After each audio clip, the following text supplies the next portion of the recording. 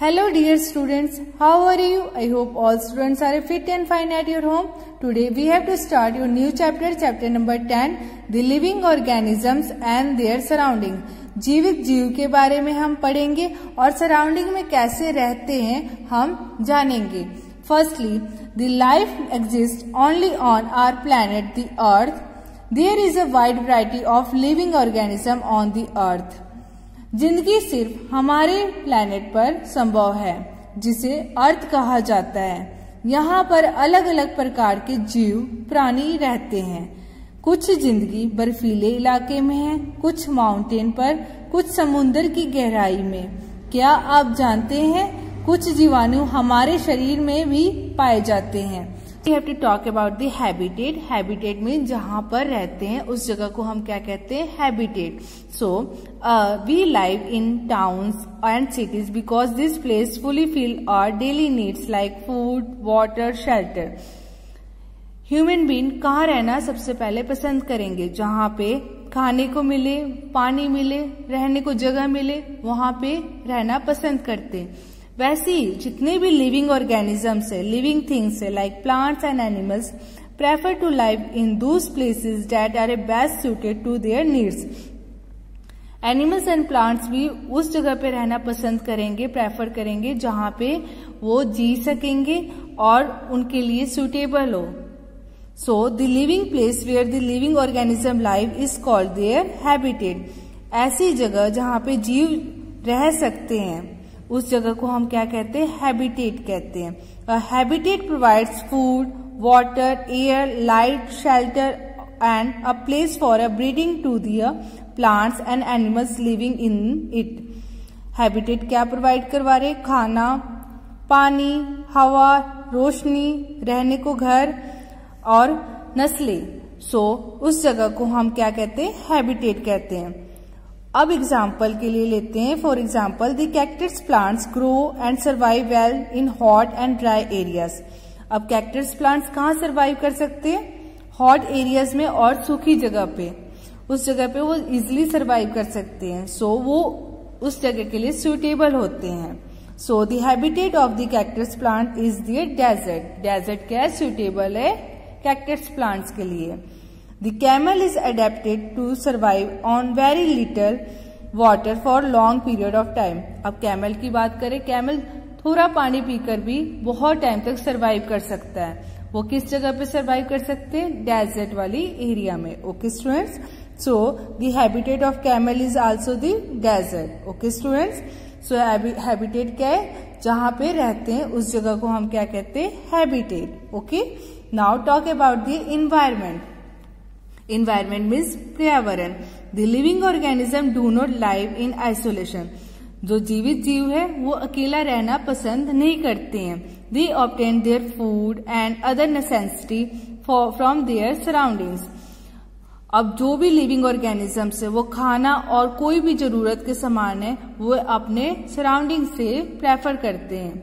So all living organism, living and non-living things in their surrounding affect their life of an organism. जितने भी जीवित और अजीवित चीजें हैं वो सराउंडिंग से अफेक्ट करते, प्रभावित होते हैं कि सराउंडिंग में क्या पाया जा रहा है उसके अकॉर्डिंग वो सुटेबल अपना रूटीन बनाते हैं. Okay, so everything surrounding and the affected the life of an organism is called a environment. ऐसा जगह जहाँ पे ऑर्गेनिज्म, जीवित जीव प्रभावित हो रहे हैं उसे हम क्या कहते हैं, इन्वायरमेंट कहेंगे. Okay, now talk about the components of the environment. Component कौन कौन से इन्वायरमेंट के? फर्स्टली हमने दो कैटेगरीज में डिवाइड किए हैं. First is your biotic and second is your abiotic. Biotic the living things like plants, animals, human beings and micro organism in the habitat are called biotic component of the environment. Living things जीवित जीव like plants हो गए, animals, human being, micro organism छोटे जीव जो उनकी habitat रहने वाला जगह है उस जगह को हम क्या कहेंगे, बायोटिक कंपोनेंट्स कहेंगे of the environment. And non living things कौन से हो गए? Soil, water, air, sunlight, temperature, winds, ये सब क्या हो गया, abiotic components of the environment. ठीक है, जो नेचुरली पाए जा रहे हैं. बट ये जीवित चीजें में काउंट नहीं हो रहे, नॉन लिविंग थिंग्स है, सो इसे हम किस में काउंट करते हैं, abiotic component of the environment. Okay students, now talk about the biotic component. The biotic component of the environment can be divided into 4 main groups. Biotic component 4 प्रकार में divide किए गए हैं। Firstly producers, consumers, scavengers and decomposers. Talk about the producers. Organism that can be manufacture their own food are called producers. ऐसे जीव जो कि अपना खाना खुद बना सके उसे हम क्या कहते हैं, प्रोड्यूसर्स कहते हैं। For example green plants make their own food for carbon dioxide and water.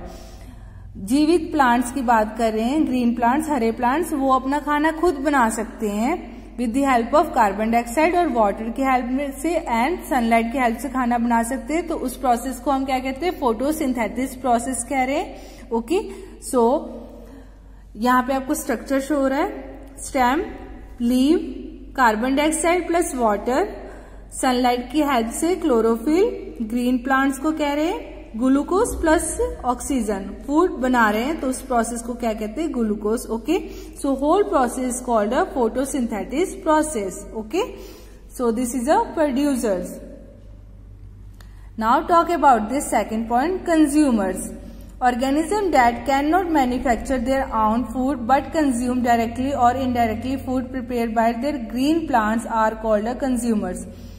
ऐसे जीव जो कि अपना खाना खुद नहीं बना सकते, वो किसी और पे डिपेंड रहते हैं खाने के लिए, डायरेक्टली और इनडायरेक्टली अपना खाना प्रिपेयर करे, उसे हम क्या कहते हैं, कंज्यूमर कहते हैं। Okay, all animals are consumer. जितने भी एनिमल्स हैं वो क्या है, कंज्यूमर में काउंट होते हैं। Consumer can be further divided into 3 categories. Consumer 3 प्रकार के फिर डिवाइड हो रहे हैं। पहला प्राइमरी कंज्यूमर, जिसे हम क्या कहते हैं, herbivorous. Animals that eat only green plants. ऐसे जानवर जो कि बस हरे प्लांट्स, ग्रीन प्लांट्स को ही खा रहे हैं, ठीक है, पौधों को खा रहे हैं और प्लांट्स प्रोडक्ट्स को ही खाते हैं, उससे हम क्या कहते हैं, हर्बीवोरस कहते हैं। Like cow, horse, got, rabbits. Okay, B part is your secondary consumer or carnivorous. Animals that eat the flesh of the other animals as a food are called carnivorous or secondary consumers. ऐसे जानवर जो कि मांस को खाते हैं उसे हम क्या कहते हैं, सेकेंडरी कंज्यूमर्स और carnivores. Okay, eat a flesh of other animals, दूसरे जानवर के मांस को खा रहे हैं, like a lizard, a frog. Okay, third point, tertiary consumer, top carnivores. Larger animals like lion, tigers, leopards that eat secondary consumers are called tertiary consumers. जो जानवर को खा रहे हैं, दूसरे जानवर को खा रहे हैं, उससे हम क्या कहते हैं, टर्शरी कंज्यूमर में काउंट करते हैं, lion, tigers. Okay, now third point is your scavengers. Organism that feed on the dead remains of animals that are killed by a predators are called scavengers. ऐसे जीव जो कि मरे हुए जानवर को खाते हैं, मारकर या फिर मरे हुए जानवर को खा रहे हैं, उससे हम स्क्वेंजर्स कहते हैं, like kites, vultures. Okay students, fourth point is your decomposers. Organisms like bacteria and fungi that decompose dead remains of plants and animals to obtain their food are called decomposers. ऐसे जीव जो कि मरे हुए पेड़ पौधे, जानवर उसके ऊपर गले सड़ जाते हैं और उसको खाते हैं, उसे जैसे लाइक बैक्टीरिया और फंगी खा रहे हैं, तो उसे हम क्या कहते हैं, डीकम्पोजर कह रहे हैं, ठीक है। So they obtain their food. Now, interaction between abiotic and biotic components. Non-organisms can be alive independently. कोई भी ऑर्गेनिज्म है वो इंडिपेंडेंटली लाइफ नहीं कर सकता है, सभी किसी न किसी पे डिपेंड करते हैं। In any habitat plants and animals biotic components. Habitat जो प्लांट्स और एनिमल्स का है उसे हम बायोटिक कंपोनेंट कह रहे हैं, जो डिपेंड कर रहे हैं एक दूसरे के ऊपर।